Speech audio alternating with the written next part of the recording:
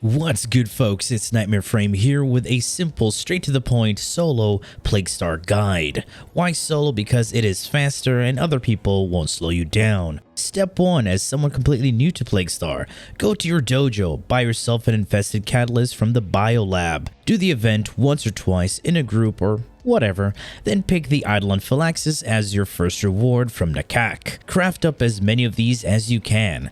Now let me show you how this event goes step by step, rather than stage by stage. Step 1, find the Grenier encampment. Go into either one of the caves that pop up on your objective HUD. Step 2, get the mixer. Step 3, take the mixer to the armored console and activate it. Step 4 is when you place your catalyst and Phylaxis, 4 out of 4 for the max standing. Step 5, defend the objective. Step 6, pick up the mixer from the console and take it to the drone. Step 7, escort the drone. Step 8, purge the infested and kill the hemocyte.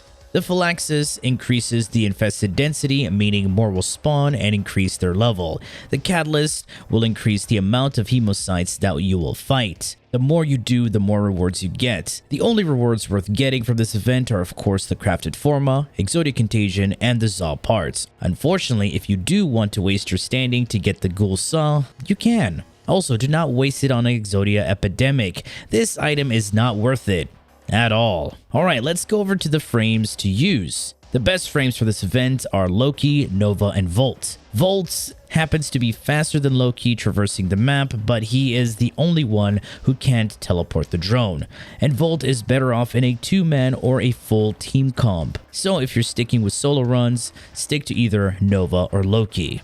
Unfortunately, Loki does not have anything to speed up the Hemocyte animation, but with the helmet system, we can use Rest and Rage from Equinox. Rest and Rage in Dave form speeds up enemies and gives them a damage vulnerability. Basically, a mediocre Nova's 4, but still amazing. And his switch teleport is a lot easier to use and far easier to master than Nova's portals. Also, make sure when using Rest and Rage, you are in the light emissive color to always be in Dave form to be able to use Rage. There are some amazing utility mods and combinations that you can use to help you make these runs a lot smoother.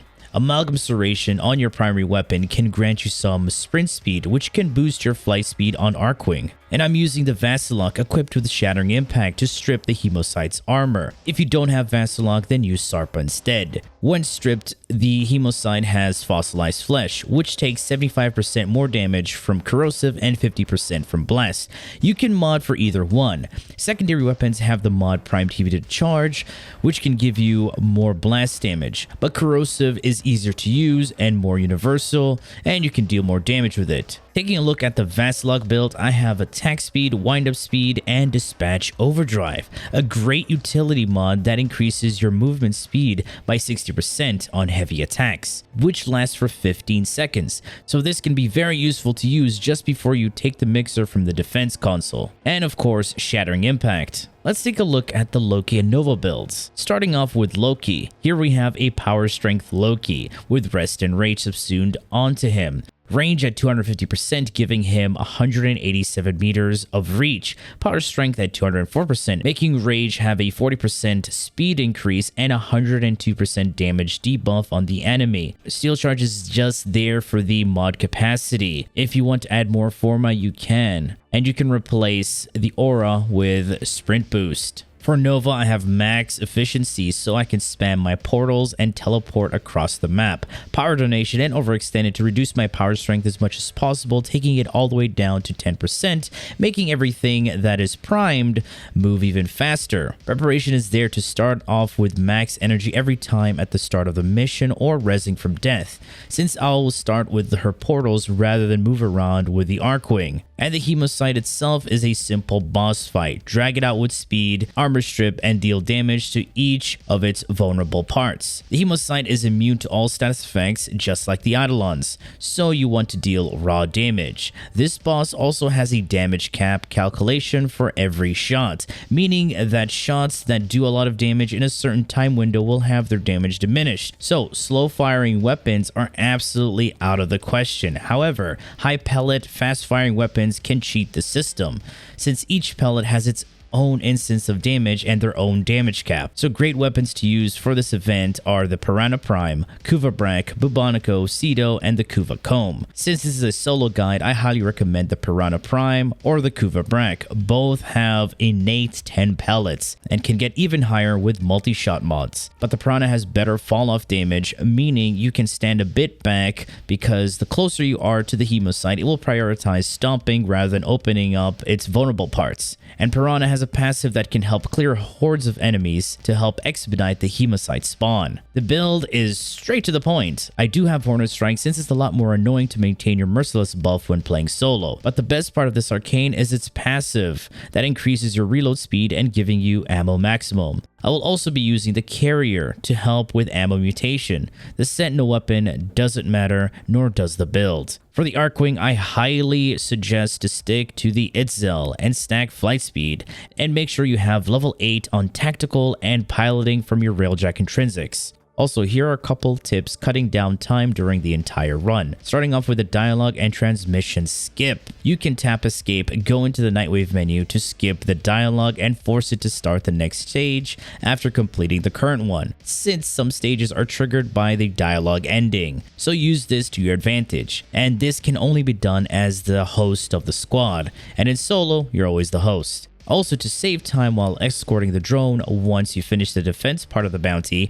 make your way to this point immediately before the next stage starts, so you can force spawn the drone to the closest location to be escorted to the cyst. You can tag this point with a lock pin and make it easier for you. Alright, that is pretty much all you need for a solo Plaguestar guide. Alright, I do hope you've enjoyed and learned something from this video, and if you did, feel free to leave a like, share, and subscribe for more Warframe content, streams, and so much more. Do refer to the description. And now I will leave you with a 7-minute, 10-second run with my Loki. Enjoy. Thanks for watching, and as always, peace.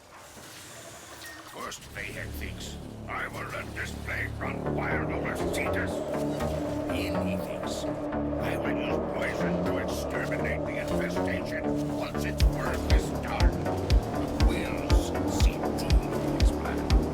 For Premier and Austrian alike, the warrior needs to be destroyed now, before it becomes unstoppable.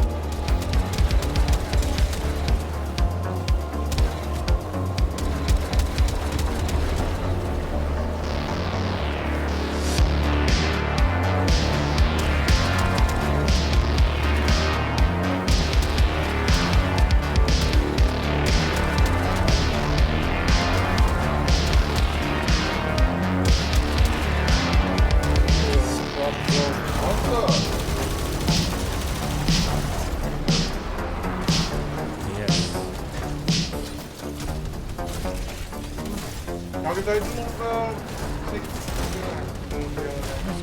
The mixer needs more time. Keep the Grineer at bay.